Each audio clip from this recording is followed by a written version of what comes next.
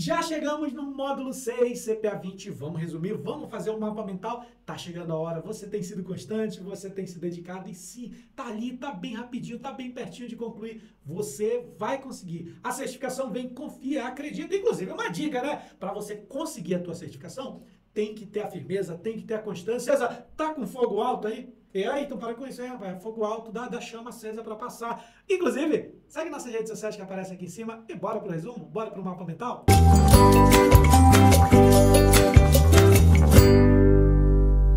Antes de eu entrar aqui em Previdência, quero trazer um ponto importante. O mercado de Previdência Complementar Aberto, que é o VGBL, o PGBL ou ainda a Previdência Privada, esse mercado ele é comandado pelo CNSP, Conselho Nacional de Seguros Privados. E ali